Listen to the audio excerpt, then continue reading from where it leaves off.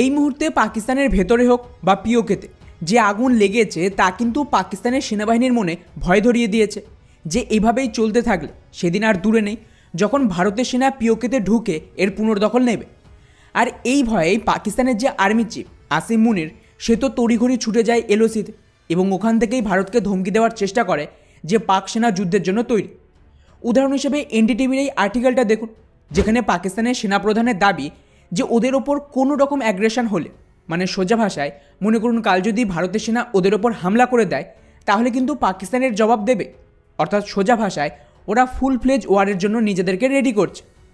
আর এই স্টেটমেন্টের টাইমিংটা খুবই গুরুত্বপূর্ণ। এই রিপোর্টটা দেখুন, যার মতে পিওকের যে সাধারণ মানুষ তারা তো পাকিস্তানের যে কাশ্মীর সলিডারিটি ডে তার বিরোধ করছে এবং ওরা পাকিস্তানের সাথে মিলে ভারতের বিরুদ্ধে এই ধরনের প্রোপাগান্ডা করতে রাজি না।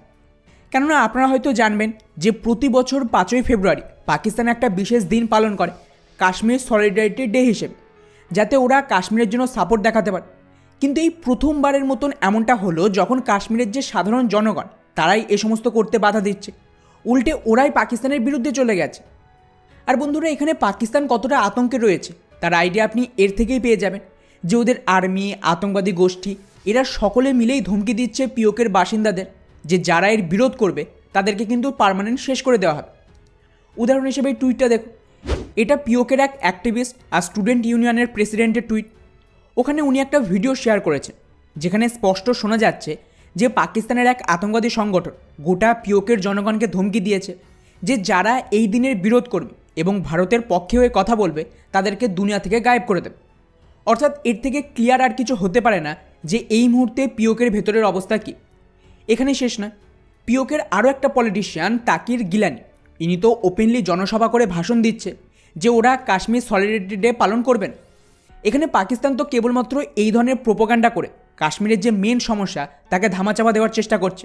কাশ্মীরের মানুষ খেতে পাচ্ছে না, কাশ্মীরের মানুষের থাকার জায়গা নেই, ইলেকট্রিসিটি নেই, ইন্টারনেটের ব্যবস্থা নেই, তার দিকে কিন্তু পাকিস্তান কোনো নজর দেয়নি।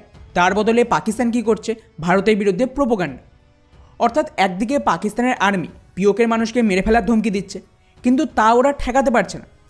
আর আপনারা যারা আমার এই ভিডিওটা দেখেছেন তারা অলরেডি জানবেন যে ওখানে কিন্তু আমি ডিটেলসে পয়েন্ট টু পয়েন্ট এক্সপ্লেন করেছি যে কিভাবে ভারত এই মুহূর্তে নন কাইনেটিক ওয়ার শুরু করে দিয়েছে পাকিস্তানের বিরুদ্ধে, যে আমাদের যে চাণক্য নীতি তার একটা যুদ্ধ পদ্ধতি, যেখানে অ্যাকচুয়ালি কী হয় কোনো দেশের ওপর হামলা করার আগে কিভাবে কূটযুদ্ধ এবং তাসনিম যুদ্ধ করা হয় যাতে শত্রুর ভেতরে সব কিছু বরবাদ করে যুদ্ধের ফলাফল আগেই ঠিক হয়ে যায়।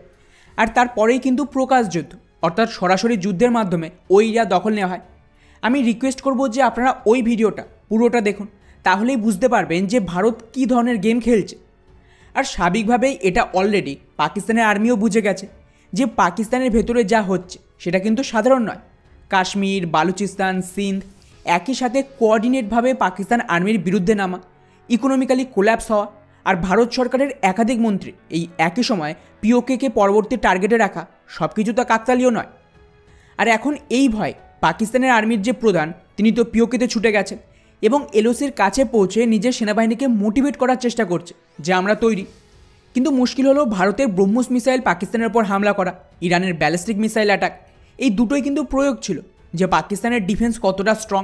আর রেজাল্ট আমরা সকলেই জানি, পাকিস্তানের বায়ুসেনার 40% জেব-17 থান্ডার গ্রাউন্ডেড হয়ে পড়ে রয়েছে। আমেরিকার দেওয়া F-16 আপগ্রেড না হওয়ার কারণে বাতিল হয়ে গেছে।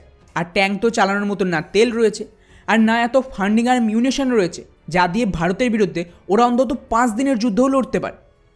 ফলে ওভারঅল পাকিস্তান রেডি হচ্ছে আরও একটা বড় সারেন্ডার করার জন্য, যা 1971-এ বাংলাদেশে ভারতের সামনে যে 93,000-এর প্যান্ট খুলে নিয়েছিল ভারত তাকেও ফেল করে দেবে। বাকি পুরো বিষয়টিকে নিয়ে আপনাদের কী মনে হয়? ও তার সাথে ভারত কীভাবে এই চাণক্য নীতিকে কাজে লাগিয়ে এই নতুন যুদ্ধ লড়ছে জানতে হলে আমাদের এই ভিডিওটা অবশ্যই দেখবেন। জয় হিন্দ।